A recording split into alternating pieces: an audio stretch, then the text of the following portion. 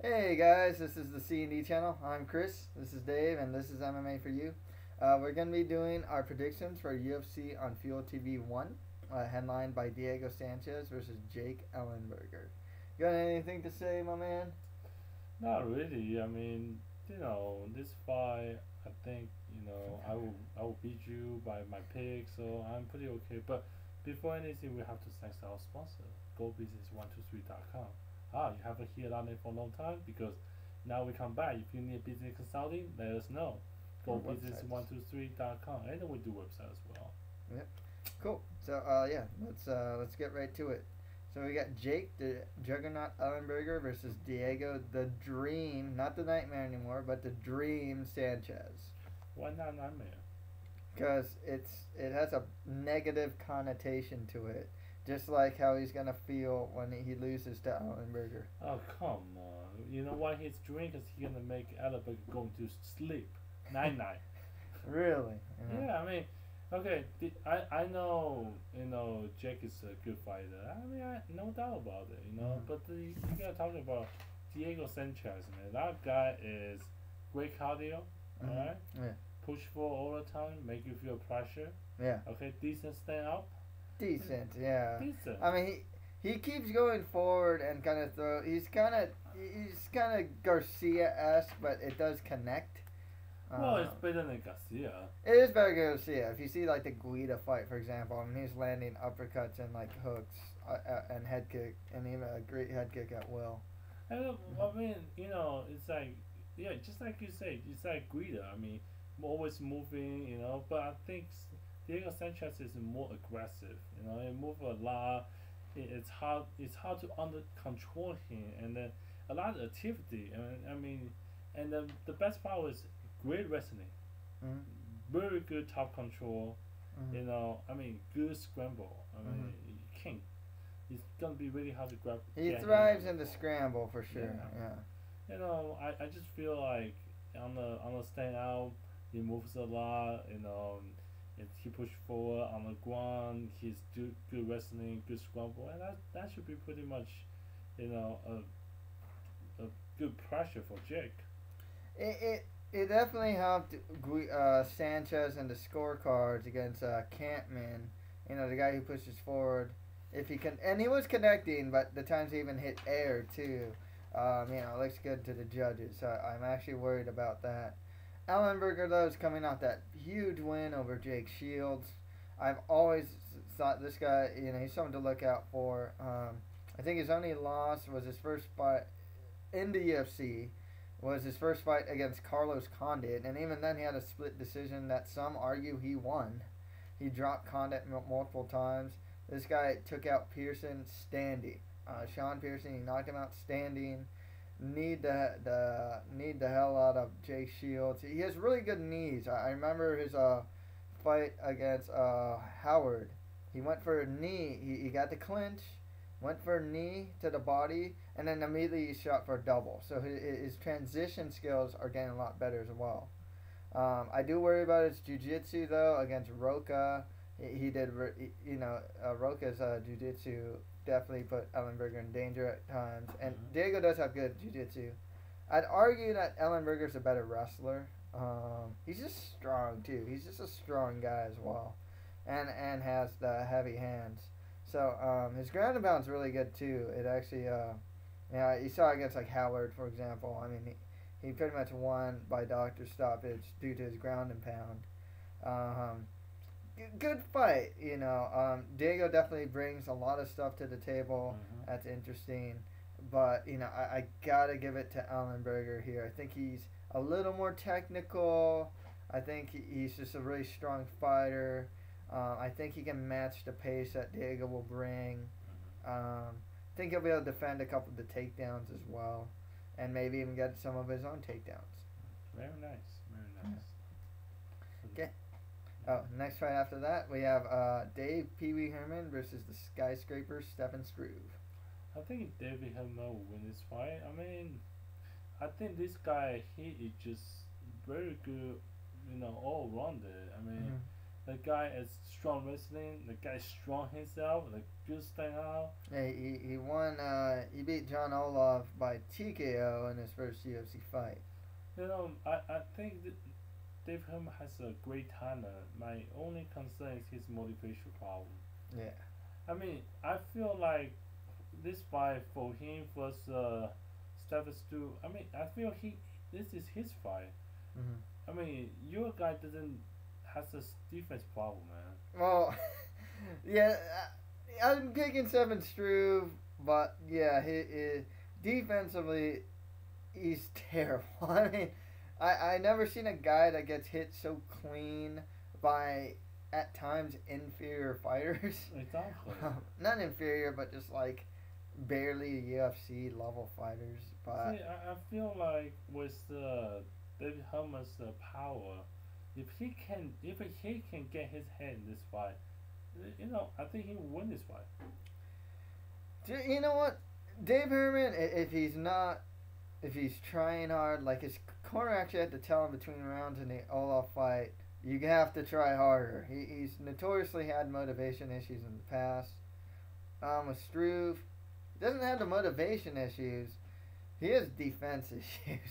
That's his problem. I mean, he just has really bad defense. I mean, guy gets ground and pounded pretty bad. I think against, was it like Moorcraft or something like that. His stand-up defense is bad.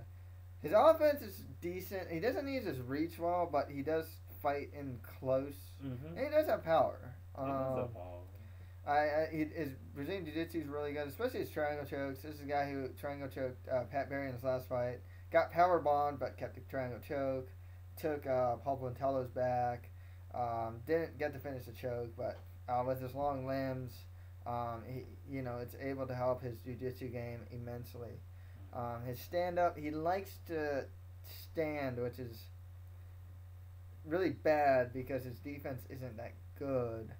But the thing is, I think that he'll be able to still catch Herman just as much as Herman will be able to catch Struve. that's the thing. I agree. So it kind of goes either way.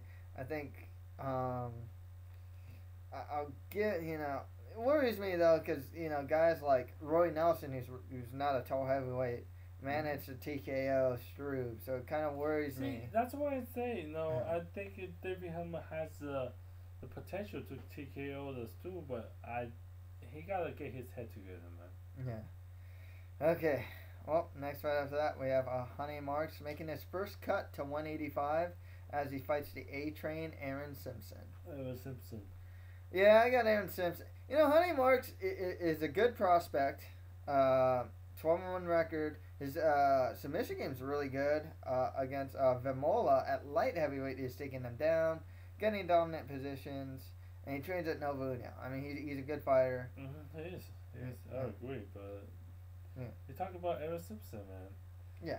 This guy has a very strong, wrestling, a really good cardio. I mean, improved stand out and has a power. Yeah. It's very dangerous.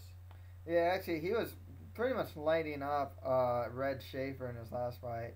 His hands looked really good in that fight. Mm-hmm. This guy was like an assistant coach for like ASU or something like that.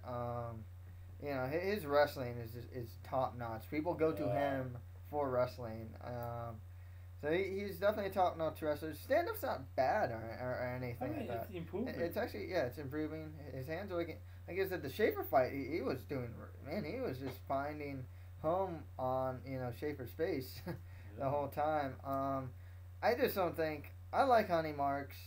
I think he's a good. He's still young, 23.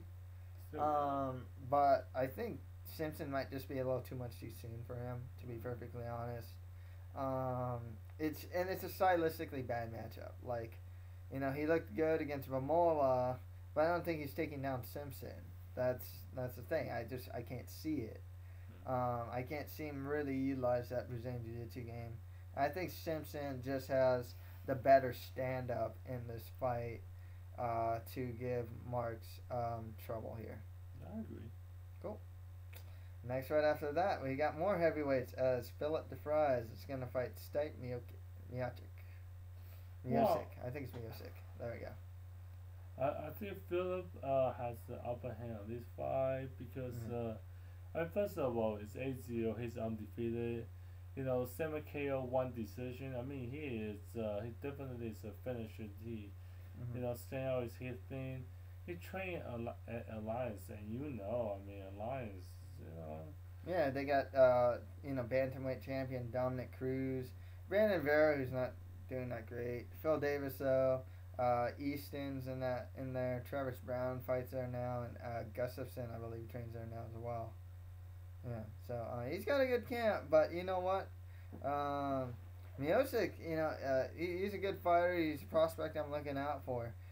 Besides having good kickboxing, and you got to see some of that in the Beltran fight. His wrestling's actually really good as well. I think his wrestling is good. I understand that. I mean, I just feel like Philip Sestano is a little bit better.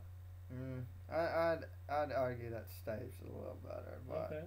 We'll see. I think Stipe. Also, I like Stipe's leg kicks as well. They're very strong as well. But and he just has good kickboxing as well. Okay, on to the prelim card then. Yes. Okay, so we got Ultimate Fighter veteran T.J. Dillashaw versus the Gazelle, Walel Watson. What do we got? I got Dillashaw winning this one. I think his wrestling and his stand-up's improving, and also he trains with alpha male, so he shouldn't really have cardio problems or anything like that. I think it'll carry him through. So you say Watson is not going to win this fight? I'm picking Dillashaw, but there are things about Watson that do worry me. I mean, again, Watson is a specialist. I mean, I know he's 27, but he's not old. I mean, all the wins, all the submission wins by choke. Really good choke. He's tall for his weight class. So, I don't know. I just think he's somebody we definitely need to watch out for. Yeah, no, his jiu-jitsu game and just his height alone make me worried for Dillashaw. Also, Dillashaw's largely inexperienced. That's the other thing. That's another thing, man. I don't know. I mean, I feel Watson is a little bit more experienced. Watson has, pretty good submission. Things can go either way. Okay, next fight after that we have John Albert versus Ivan Menjivar. Ivan Menjivar. No, just kidding. What? Of course, it's Ivan Menjivar. Oh, okay, yeah. Okay, yeah, I'm picking Ivan Menjivar. You think I'm gonna pick Joe? Why? Oh, John, he's a good fighter. Interesting thing about him is in all his fights, he's never actually been past the second round. Well, but that can be good. Bad. Good means he's a finisher. Yeah, his finisher. But bad, what happened to the second round? Yeah. I think Ivan's. I mean, he is 23-8 in regular. 9 KO, 8 submission. He trained in where he trained at again? TriStar with GSP, dude. Yeah, GSP, man. Yeah. Well, and as I always say, Menjivar is GSP's very first MMA fight. Exactly. Which is kind of funny because this fight's at 135, so he's fought as high as 170 before. And then for him to stay out with GSP, I mean, that tells me he is actually not bad at all, man. And Menjivar's great. Yeah, he has a straight kickboxing. Right now he's in 2-5 win streak. He's very experienced, dude. Yeah. Very experienced. He fought, like you say, he fought in multiple weight class. You can think of he already been there. So yeah, he's fought some guys, man. Yeah, been there and done that. I think this fight's all the way for, Menjivar. for him, Menjivar. Yeah. Okay, yeah, I got Menjivar as well. Cool. Next fight after that, we have Ultimate Fighter veteran Jonathan Brookins versus Wagner Roca. Well, Brookins, he is very promising. I like him ever since from the show. I really like him. I mean, he's very strong BJJ, very good wrestling. He's very strong himself, and strong in the clinch. Yeah. Style defense-wise is a little bit disappointed, but he leaves his chin out there so bad. but I I don't think this fight is gonna be a big problem. Yeah, Wagner Roca, honestly, the best thing I've seen from this guy is like he has really good jiu-jitsu, but that's it. That's why I say I don't think it's problem Yeah. for Brookins, Jonathan. Yeah. who has pretty good jiu-jitsu himself. Maybe not on the same level as Roca, but it's debatable, really. Roca's stand-up isn't very good, so I'm not really concerned about him. You know, because Brookins has a big hole in his stand-up, his defense. He has a good chin, but his defense really sucks. But I don't think Roca's good enough in the stand-up to exploit that. One thing I liked about Brookins too is if you watch the Eric Koch fight, one thing that Dave was saying he's really good in the clinch is the fact that he always managed to put Koch in the clinch against the cage and keep him there. He actually hit some dirty boxing. It was really good. I was saying this in his last fight. I say it here.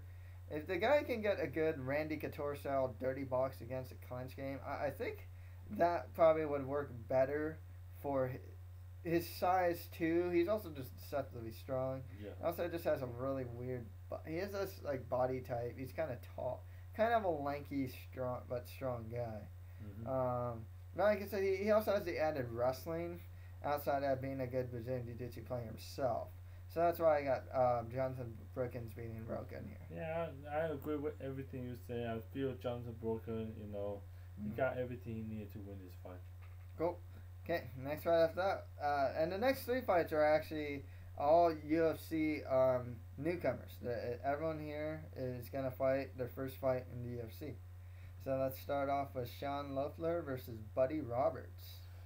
Well, I think Sean Loeffler will win this fight. I mean, he has a 25-5 records, 11 KO, TKO, 30 submission. Quite the finisher, huh? Yeah, the finisher. I mean, this guy, he finished everything he fought. I mean, he has 6-5 win streak, which is a big win streak.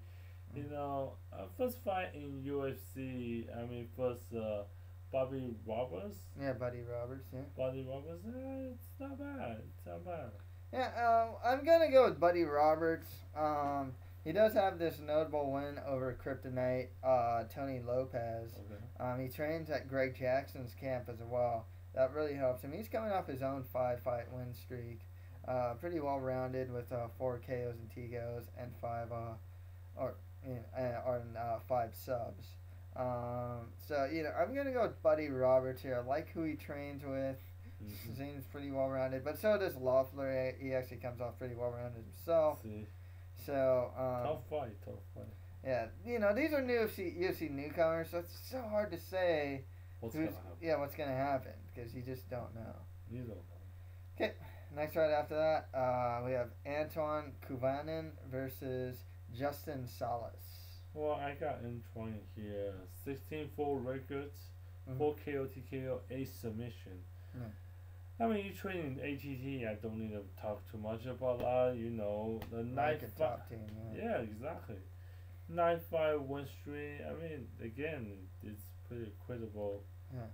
I'm going with Salas here. Actually, he trains at Grudge with guys like Marquardt, Schaub, Carwin.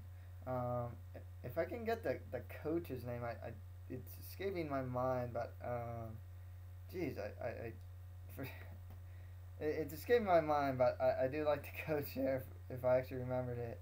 One thing that impresses me though is the last 2 wins were against notable names Joe Ellenberger, brother of Jake Ellenberger, and Rob St. Emerson as well, who used to fight in the UFC. He's coming off his own 5-fight win streak. I'm going to go with Justin Salas to win this one. Okay. And finally, we have this guy whose name's hard to pronounce, Yoslandi Escuerdo. I think that's it, actually. Is going to fight Bernardo Magalash. Yeah, I don't know much about these guys. It's pick 'em. I'll go with Magalash myself. I have to say Magalash, man. I mean, you know why? What? 11-1 records. I mean, 2 submission, 9 decision. I mean, it's not a He's a grinder. It's a grinder, I mean, with the data I have right now, the other guy is 6-5 undefeated, 3 KO, 1 submission. On this, Magalash has more fights. Double the amount of fights, yeah. Double amount of fight, 5 winning streak. I mean, he found in 5 rounds fights, Yeah, it helps with you know, a guy who's fought in like 5-round fights before, and I think he won it too. I'm not See, too that's sure. another thing. You know, when this kind it's of just- fight, you don't yeah. know who's gonna win. That's the start. It's the only thing you got. Yeah, exactly. You know, that says a lot about his cardio. And the fact he has 9 decisions, guessing he's more of a grinder type. Mm-hmm. So, yeah, I'll go with Magalash. We don't know too much about these guys. Yeah. So, Well, we based on just on data. Hey, Yeah. that shows the, you know, we study data enough to know what's going on, right? You I know, suppose. I'm not putting this for on the air, dude. Okay, that's pretty much it for our UFC on Fuel TV 1 predictions. If you have any comments, just leave them below. You got anything else to say, man? Well, you know, I mean, again, thank you everybody for subscribers and supporting us.